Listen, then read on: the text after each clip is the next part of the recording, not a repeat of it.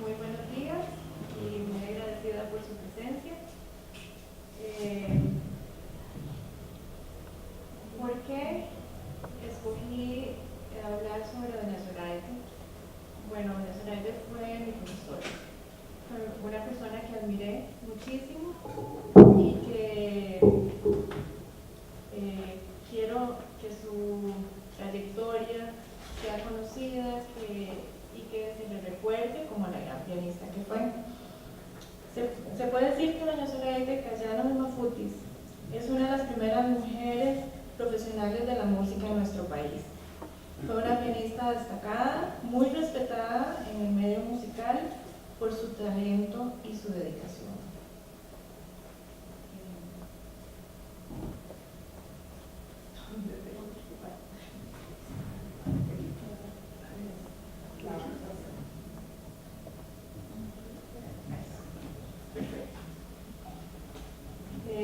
Nace en Alajuela en 1913 y a los 9 años su familia se traslada a San José.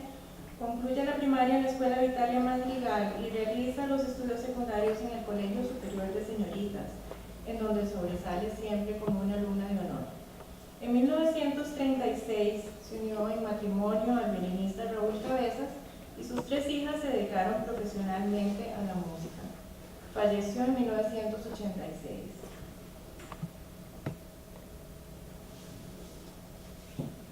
Inicia los estudios de música con el profesor Juan Rafael Sanabria, continuándolos en la Escuela de Música Santa Cecilia con el profesor Julio Fonseca. Julio Fonseca es tal vez uno de los compositores, bueno, no tal vez, es uno de los compositores costarricenses más importantes de la primera mitad del siglo XX y introduce a doña Zoraide no solo como maestro de piano, sino en la composición. Es en esta época que doña Zoraide ofrece su primer concierto de piano con solo 10 años de edad y se inicia, como les dije, en la composición. Años más tarde, con ocasión de la graduación de Zoraide del Colegio Superior de Señoritas, Julio Fonseca compone un vals que le dedica, un vals llamado Tutan Blanc, y la dedicatoria dice: para Zoraide Cayano, distinguida artista. Eso pues me parece muy significativo que una persona de la altura y el reconocimiento de don Julio Fonseca ya para esa época considerara a doña Zoraide una distinguida artista. A partir de 1928 estudia piano, armonía y música de cámara con Guillermo Aguilar Machado, un destacado pianista costarricense graduado en el Real Conservatorio de Bruselas.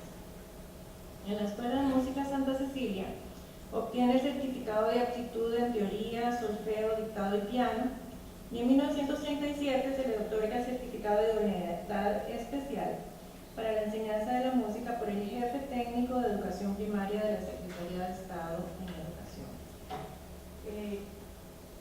Quiero mostrarles, esta es la portada de la obra Tutan Blanc con la dedicatoria de puño y letra de don Julio Fonseca.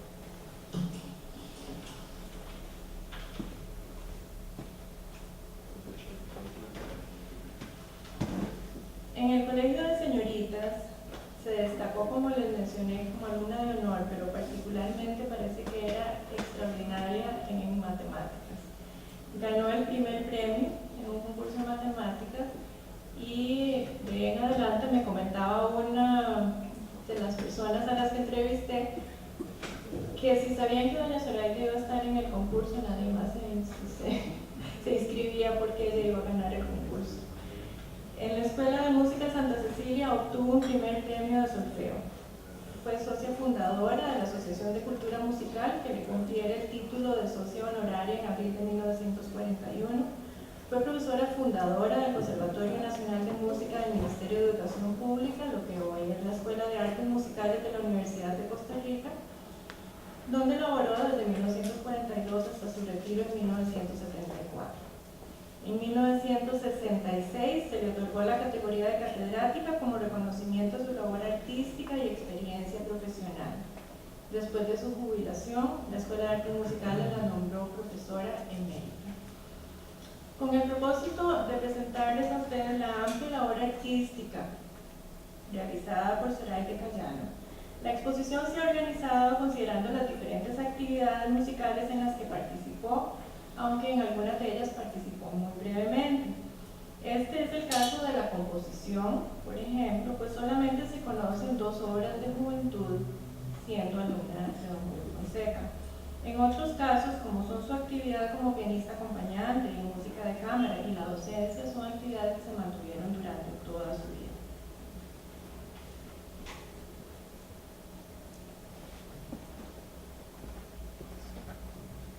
Con solo 14 años, compuso una obra titulada Nocturno, que ejecutó en un recital de la Escuela de Música Santa Cecilia en 1927. Un año más tarde, estrenó su segunda obra, Reverie, en el acto de clausura del Colegio Superior de Señoritas, donde cursaba el 3er año. De Nocturno quiero que escuchen una grabación que tenemos realizada por su hija Ana Isabel Cabezas para un concierto del un concierto en artes musicales de la Asociación de Mujeres Costarricenses en la Música.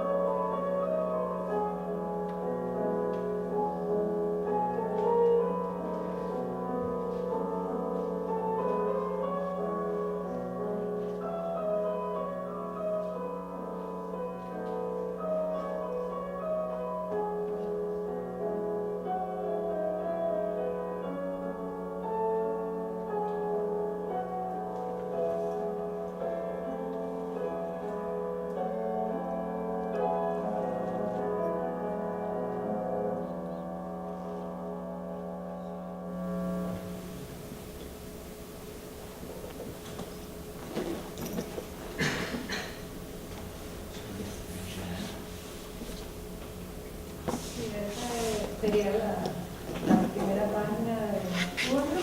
Recuerda que compuso a los 14 años, que acabamos de escuchar, y de su segunda obra, Reverie, que compuso un año más tarde.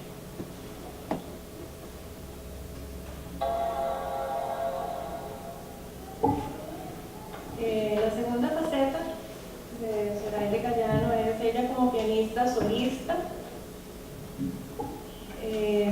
Como les mencioné anteriormente, su carrera como pianista solista se inició a los 10 años de edad con diversas presentaciones en diferentes lugares. El repertorio, digamos, aparte de las obras estándar, Debussy, Chopin, Brahms. Doña Zoraida siempre le dio mucha importancia a la música de compositores costarricenses, así que eso es lo que tenemos de registros.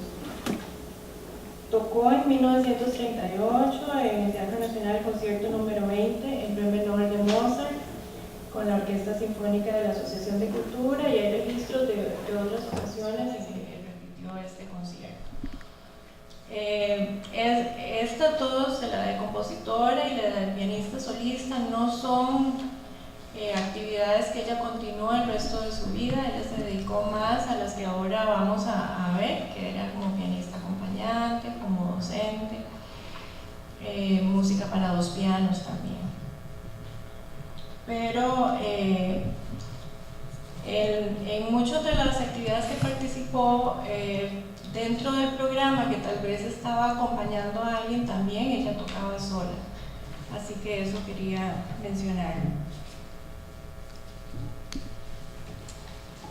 Aquí tenemos un registro de los recitales que acompañó o que participó en grupos de cámara, sin contar los que participó con su esposo, que eso lo vamos a revisar aparte.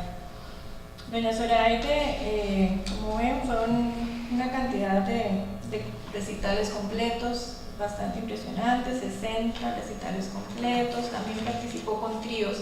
Y estos números están basados en una investigación que realizó Ana Isabel Cabezas y tomando en cuenta los programas que quedaron guardados en la biblioteca de la familia. Como sabemos, muchas veces eso es apenas una pincelada de toda la gran actividad, porque muchos programas no se han conservado. Fue una pianista acompañante de gran trayectoria, tanto en Costa Rica como en el extranjero. Algunos de los artistas que acompañó en diversos recitales de gran renombre son como el violinista Ricardo Novosov, el violonchelista Nicolás Arene, los cantantes Melico Salazar, Julia Araya, Roma Johnny Justics, la cantante Jessie Norman, que en esa ocasión fue contratada doña Zoraida por la propia Embajada de los Estados Unidos en 1960 para acompañarla en 3 recitales, o en varios recitales, porque se realizaron 3 recitales en San José y después en Limón.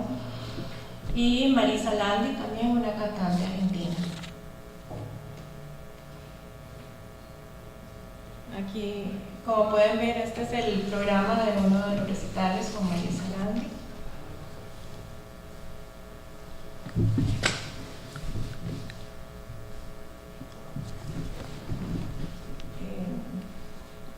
Bueno, eso habla por sí solo.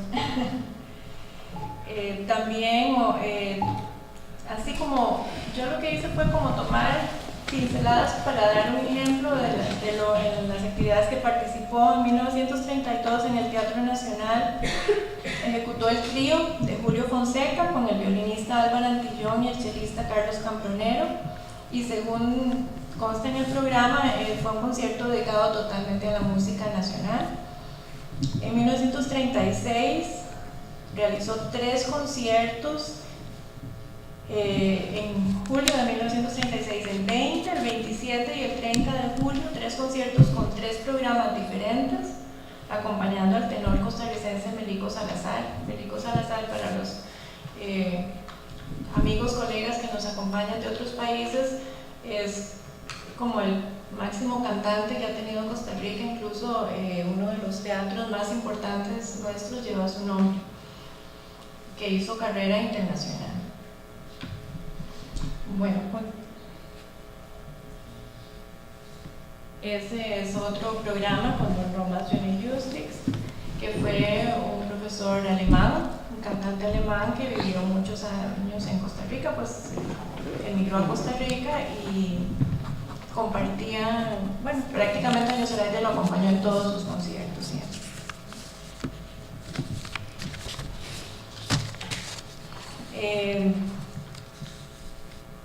Con su esposo Raúl Cabezas, violinista, la labor que llevó a cabo doña Zoraida es impresionante, es realmente impresionante.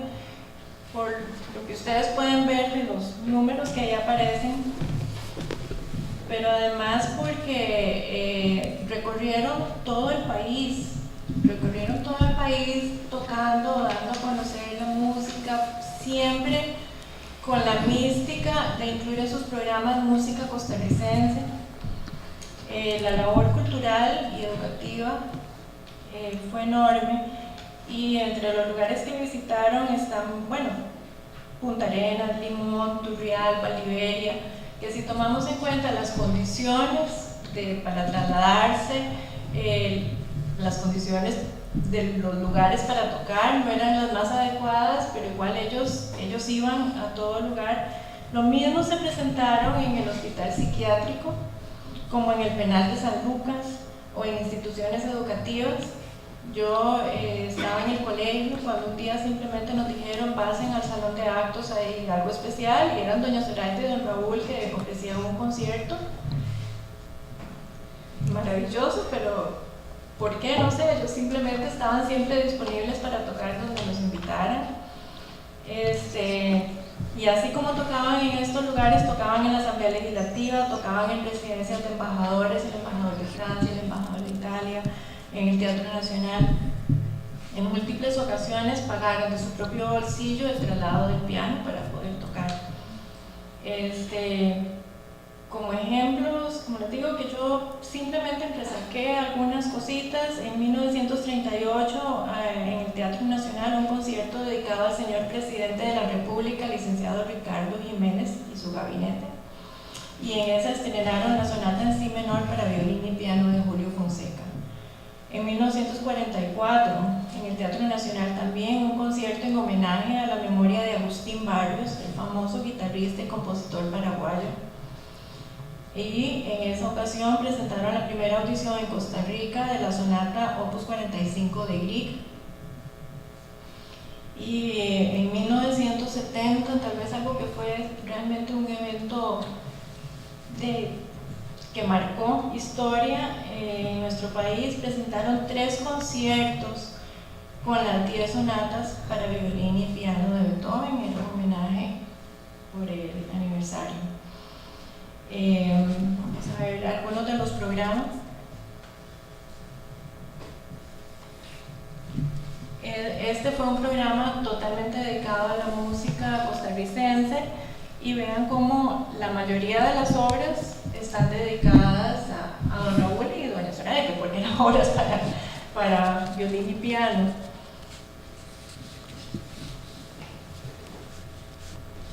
Ahí tenemos obras de Alejandro Monestel, Julio Fonseca, Ismael Cardona, Carlos Gutiérrez, Hernán Lagner, Alirio Campos, Toño Argüello, Claudio Murillo, Jorge Villalobos y José Castro Carazo. Esta es una de las ocasiones en que tocaron sonatas. Realmente esto fue para la colocación de la primera piedra del edificio del Conservatorio Artes Musicales, que es el edificio que hoy, donde está la Escuela de Artes Musicales.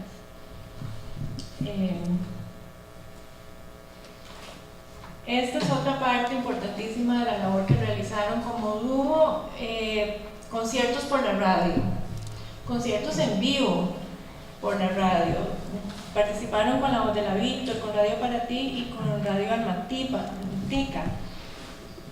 Estos conciertos por la radio los realizaron de 1938 a 1947. Me impresionó cosas como, por ejemplo, que de 1941 a 1943 ofrecieron programas todos los días de la semana. Algunos eran de 15 minutos, otros de 30 minutos, y había especiales los domingos de 1 hora.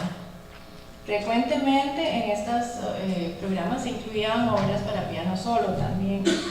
Imagínense la cantidad de repertorio que esto los obligó a montar, tanto de compositores costarricenses como de obras del repertorio universal, que tal vez era la primera ejecución que se daba en el país. Aquí está la libretita donde ellos mantenían, digamos, las obras que iban a tocar día a día en un orden increíble, y en las orillas está hasta los patrocinadores que venían a financiar estos programas. Aquí está un ejemplo de cómo se organizaba el programa del día.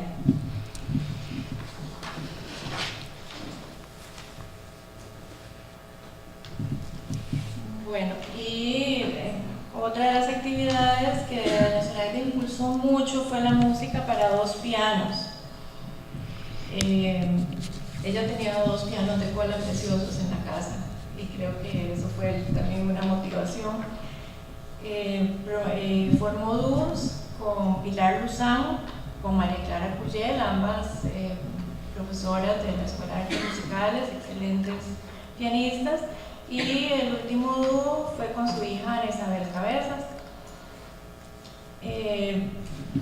Aquí tenemos un programa de un concierto con doña María Clara Cuyel. Este fue en el Teatro Nacional en 1960.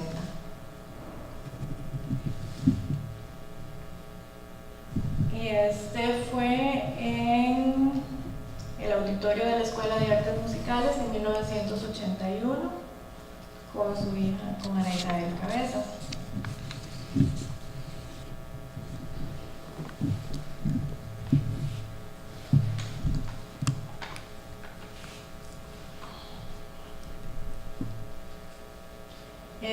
Bueno, antes de pasar a eso, el último concierto de doña Zoraida fue en 1985 en el Teatro Nacional para el programa Una Hora de Música con Ana Isabel Cabezas. En este programa, por ejemplo, se estrenaron 2 obras del compositor costarricense Ricardo Ulloa Barrenechea, la suite para 2 pianos y la elegía. Al final de la presentación, si queda tiempo, les voy a poner un video que incluye una entrevista a doña Zoraida, una corta entrevista para que la conozcan y pues según el tiempo que nos alcance. Ahí veremos. Voy a continuar con la parte, digamos, de doña Zoraida como maestra. Su labor docente comienza en la Escuela de Música Santa Cecilia, donde ejerce como profesora de piano, teoría, solfeo y dictado. Luego continúa en el Conservatorio Nacional de Música y Escuela de Artes Musicales de la Escuela de la Universidad de Costa Rica, donde, como les conté, trabajó como profesora de piano y pianista acompañante de 1942 hasta 1974. Formó a muchas generaciones de músicos que la recuerdan por su vocación como docente, su generosidad para entregar sus conocimientos y su gran bondad. Algunos de los estudiantes que pasaron por su aula son Sara Mintz, una reconocida pianista, Edwin Méndez, quien nos acompaña hoy, educador musical especializado en teoría musical, Álvaro Murillo, flautista y director coral, María Clara Vargas, clavecinista e historiadora, y quien les habla. Como les dije, la razón principal es porque a veces la memoria de los pueblos es ingrata y nos olvidamos de personas que han dado mucho al país, y creo que este es un foro adecuado para destacar la figura de doña Zoraida. Ahora, si me preguntan cómo se enlaza esto con todo lo que hemos estado viendo en el simposio, no sé si se enlaza. O sea, creo que las mujeres vivimos en una época determinada y lo importante es que podemos tomar las decisiones sobre nuestra vida que nos apetecen, digámoslo así. Creo que doña Zoraida amaba la música por sobre todo y tomó las decisiones que ella consideró que era lo que le permitía seguir haciendo lo que le gustaba. No siguió con la composición. Pienso que tal vez el campo de la composición era un campo más difícil. De hecho, las compositoras de esa época como Rocío Sanz, Lola Casteñaro, costarricenses, tuvieron que emigrar a México, donde tenían más posibilidades. Como pianista solista también eso implicaba tal vez viajar mucho, y creo que ella tomó la decisión o porque fue lo que quiso. Yo eso no lo puedo saber, pero sí la conocí ya en sus años, en los últimos años como maestra, y era una persona totalmente satisfecha, creo que con su vida y cómo la había llevado, y creo que eso es lo importante. Yo les mencioné anteriormente que ella estudió en el Colegio Superior de Señoritas de 1926 a 1930, y esta institución fue muy importante en la historia de Costa Rica y sobre todo para lo que tiene que ver con el movimiento feminista.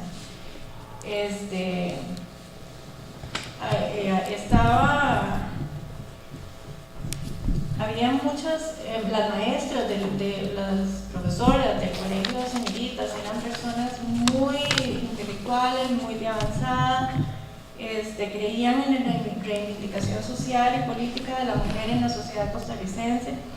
En 1923, un grupo de mujeres intelectuales, como dije, maestras, estudiantes y graduadas del Colegio de Señoritas, fundan la Liga Feminista. Y este es uno de los espacios organizativos más importantes de las mujeres en esa época. Y precisamente se nombra como vicepresidenta de la Liga a Esther de Meserville, que era directora del Colegio de Señoritas. Y hay otro dato curioso, que es en ese año que un grupo de mujeres estudiantes del Colegio de Señoritas presenta por primera vez al Congreso Institucional una solicitud para que el voto femenino sea aprobado, basando sus argumentos en la educación que habían alcanzado las mujeres y en las luchas políticas que habían llevado a cabo.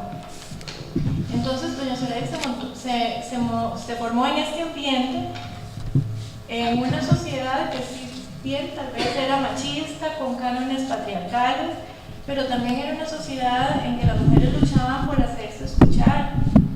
¿Cuánto influyó su paso por el colegio de señoritas? No lo puedo decir, no podemos saberlo. Sin embargo, sí les puedo afirmar que su amor por la música, talento y disciplina le permitieron conjugar una brillante carrera artística con el papel de esposa y madre ejemplar, y que ella fue un modelo a seguir para muchos jóvenes, hombres y mujeres que tuvimos el honor de conocerla.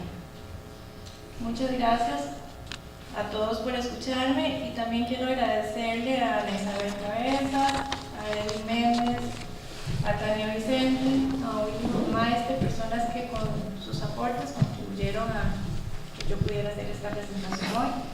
Gracias.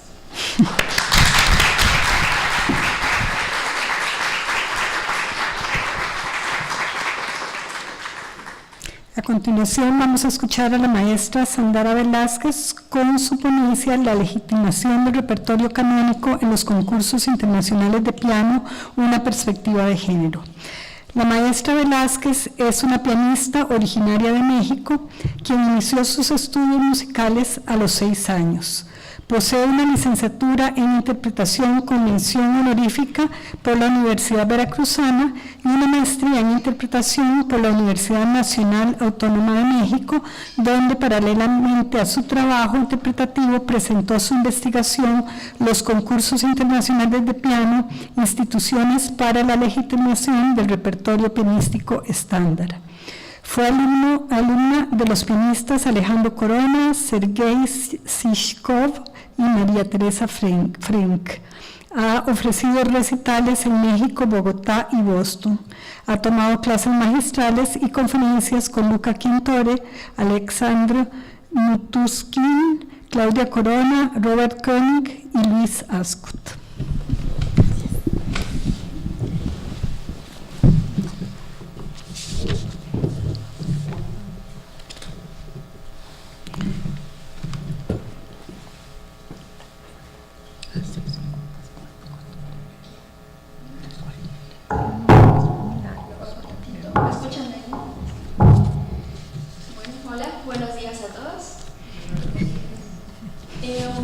Yo creo que, igual que las compañeras que se presentaron ayer, esta es mi primera vez en Costa Rica, y la verdad es que estoy encantada de estar aquí con ustedes, y obviamente agradezco al comité organizador por brindarnos a todas esta maravillosa oportunidad de intercambio de conocimiento. Yo sé que es una labor titánica. Y entonces, la legitimación del repertorio canónico en los concursos internacionales de piano. Bueno, para empezar, la idea de legitimación. Sí. A ver.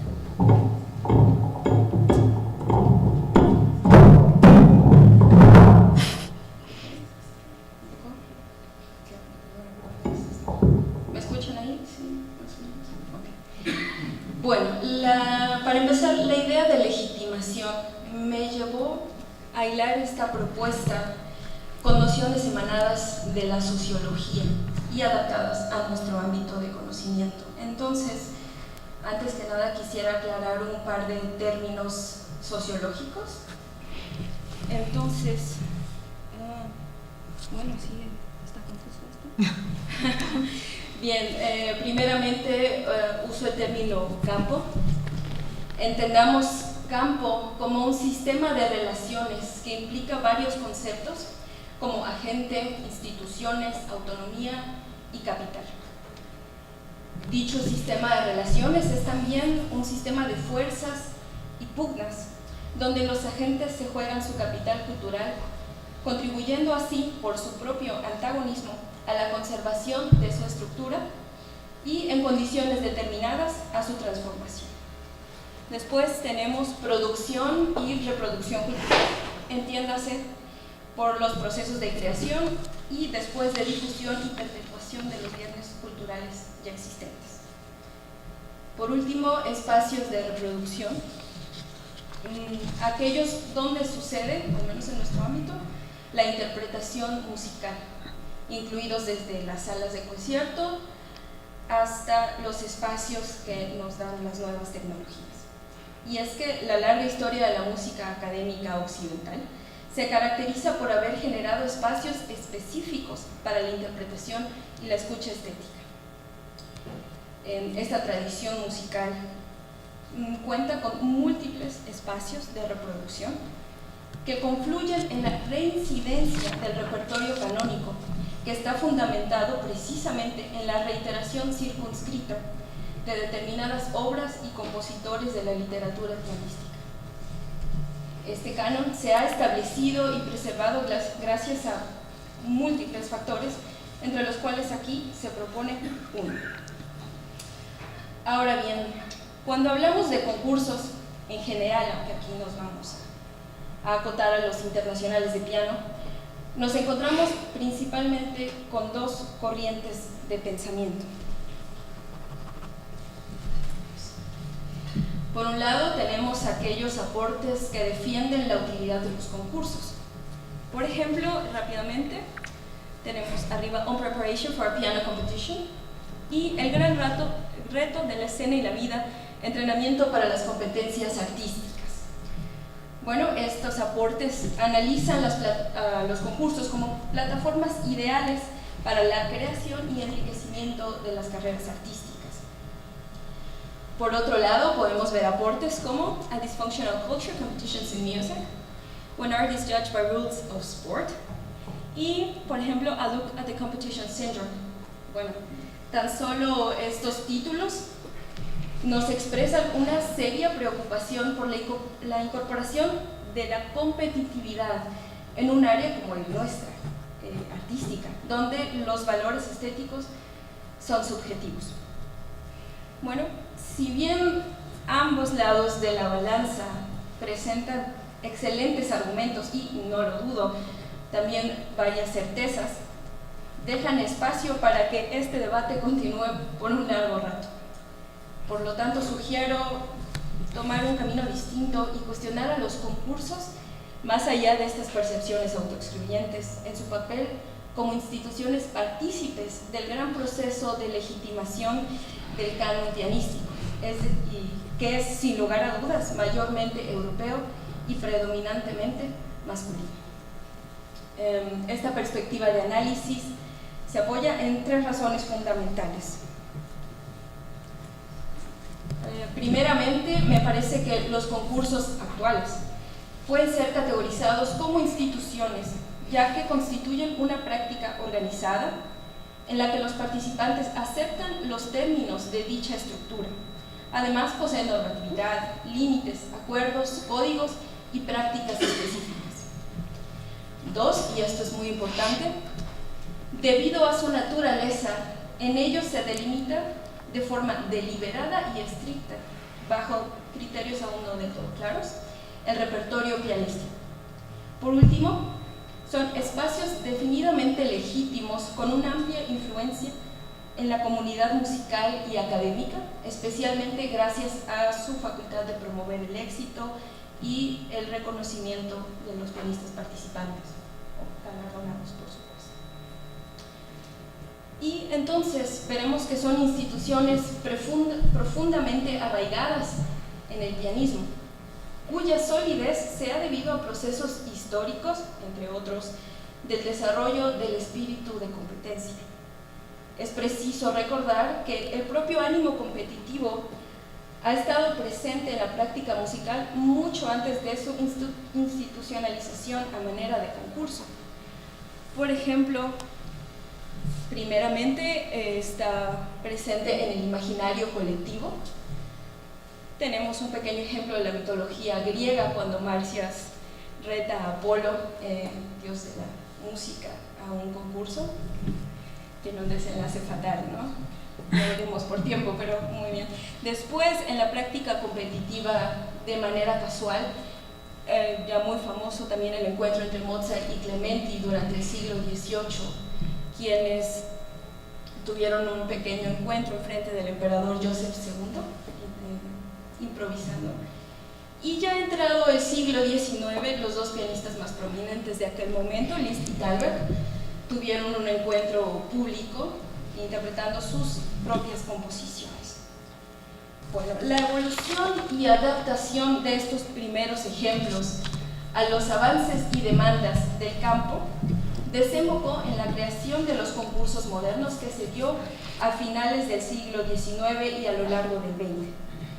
Es en 1890 cuando Anton Rubinstein, que es director, pianista y compositor ruso, instaura el concurso internacional de piano Anton Rubinstein, por supuesto porque se tenía que llamar como él, teniendo ya el formato que conocemos en la actualidad. Y al formato que me refiero, para que lo tengamos en cuenta, es este, con algunas excepciones, por supuesto, pero en general aquel que tiene una o dos etapas eliminatorias, semifinal y final. En las primeras etapas, los concursantes son juzgados según el repertorio barroco, clásico y romántico. Y la etapa final, esta sí es invariable, tenemos concierto para piano y orquesta. Bien, a partir de este primer concurso internacional de piano comienzan a aflorar muchísimos apropiándose ya de este formato. Tenemos, por ejemplo, en 1927 se inaugura el famosísimo concurso internacional Frédéric Chopin. En 1938 el concurso internacional Queen Elizabeth. En el 43 el concurso Marguerite Long. En el 47 y 49 el concurso Rina Salagario y Ferruccio Busoni, ambos en Italia. Y bueno, quizá la prueba máxima del desarrollo del concurso y del gran valor que adquirió dentro de nuestro campo de conocimiento fue que en 1957 se estableció la Federación Mundial de Concursos Internacionales de Música. Esta es una corporación que tiene su sede en Ginebra, Suiza, y está encargada de mantener una red de concursos mundialmente reconocidos. Es decir, el peso de los concursos internacionales se volvió tal que tenemos un organismo oficial regulador de concursos internacionales. La federación continúa activa al día de hoy y es un referente de las grandes competencias y cuenta entre sus miembros con más de 100 concursos internacionales de música, entre ellos, por supuesto, los concursos de piano más prominentes de la actualidad. Con esta presencia tan extendida, los concursos nos están transmitiendo constantemente la idea de obras magistrales y siguen perpetuando la hegemonía que impera en el canon. A pesar de que, es cierto, los elementos que integran el canon pianístico continúan generando debates, posiciones contradictorias e incluso excepciones, es decir, que no es del todo inmóvil, prevalece entre los agentes e instituciones un consenso general que ha establecido el alto valor de un corpus heredado sumamente restringido. El aspecto limitante del ejercicio de poder del repertorio canónico soslaya la variedad de un repertorio que es vastísimo en formas, estilos, propuestas estéticas, técnicas, épocas y autores. Encontramos muy disminuidos, por ejemplo, la música contemporánea, la música no europea y, por supuesto, la música escrita por mujeres. Y para muestra un botón que muy chiquito porque para centrarme en el tiempo, aunque ya veo que tengo un poco más, pero en esta primera diapositiva podemos ver rápidamente los concursos de piano que pertenecen a la Federación Mundial de Concursos Internacionales de Música. Son muchos, son 58 concursos. ¿Sí? Si alguien quiere que aumente, está bien, o podemos verlo después. Y bueno, yo hice una recopilación del repertorio obligatorio en todos estos concursos internacionales de música. Me adscribo únicamente a los que pertenecen a la federación porque no podemos analizar todos en un solo trabajo y esto es una muestra ya bastante grande. Y es muy importante que dentro de absolutamente todos los concursos que analicé, su repertorio obligatorio, tengo dos ejemplos donde hay música para mujeres, se los voy a mostrar al final. Primero les tengo dos ejemplos de dos concursos internacionales y su repertorio. Aquí tenemos primero el concurso Georgescu. Como ustedes pueden ver, lo que les hablaba al principio, primera etapa, periodo barroco, Bach, por supuesto, Haydn, Mozart, Scarlatti. Después Beethoven, Rachmaninoff, Prokofiev, Debussy, Ravel, Bartók, lo que todos conocemos. Como pueden ver, repertorio absolutamente canónico, ninguna muestra de algún aporte femenino. Segundo ejemplo, rápidamente, no es coincidencia, la historia se repite. Podemos ver ya Liszt, Schumann, Brahms, Tchaikovsky, Rachmaninoff, Ravel, Bartók, Prokofiev, nombres que me parece que todos conocemos, inclusive aquellos que no formamos parte de la tradición de la música académica occidental. Y ahora les muestro rápidamente estos ejemplos donde encontramos alguna aportación femenina. Tenemos en primer lugar el concurso internacional de piano, este primero, Takamatsu. Si ustedes observan, tenemos igual el repertorio canónico de siempre, igual que los concursos anteriores y que el resto de los concursos que no se les puedo enseñar ahorita por falta de tiempo, tendrán que creerme, pero la historia se repite. Y en la pequeña excepción es que la obra comisionada especialmente para el concurso, que suele suceder bastante seguido, es una obra de la compositora Noriko Koide. Entonces tenemos una pieza escrita por una mujer dentro de un concurso. Eso es todo. Claro que es cierto, es obligatoria, pero aparece hasta la semifinal, entonces ni siquiera todo está llegando a tocar, ¿no? Por último, les presento este ejemplo donde tenemos las aportaciones de Clara Schumann, que es una sorpresa, pero no es una sorpresa, porque es una de las compositoras más conocidas, en realidad es bastante canónica. Y claro, tampoco sorprende, el único concurso en el que se encuentra presente es en el Robert Schumann. Sí, claro. Y bueno, la tenemos en la primera etapa, y tampoco aquí no es obligatorio tocar una obra de Clara Schumann. Como Moslem, un concursante puede elegir entre tocar un preludio y fuga de Clara o si no Mendelssohn. Y después en la semifinal también está presente como opción, pero no es obligatoria. Podemos elegir una obra de Clara, alguna de sus variaciones de concierto, y si no, bueno, tenemos a Mendelssohn, y si no, tenemos a Brahms, ¿no? Si no queremos tocar música de Clara.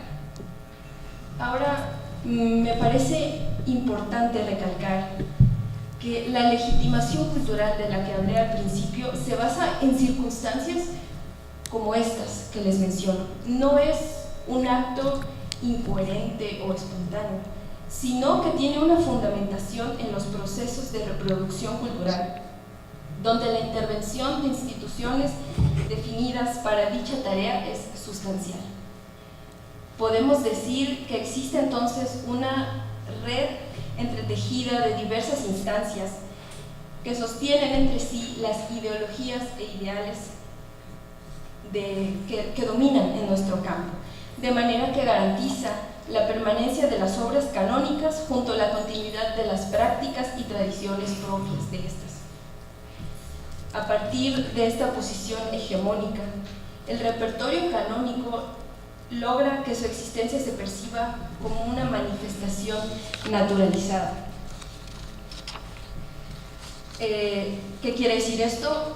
Que se da por sentada y que de manera habitual los agentes que formamos parte de este campo tendemos a no cuestionar la existencia de la narrativa hegemónica, sus prácticas ni sus representaciones, pues se asumen como inherentes e invariables. Por último, cabe recordar que los encuentros de fuerzas dentro de un campo de conocimiento son sustanciales para su estructura y penetración, por lo cual la lucha por el reconocimiento e inclusión de la música de mujeres, así como otros grupos minoritarios, es indispensable para que haya movimiento, renovación y finalmente adaptación del campo de la música académica occidental a las demandas del presente. Gracias.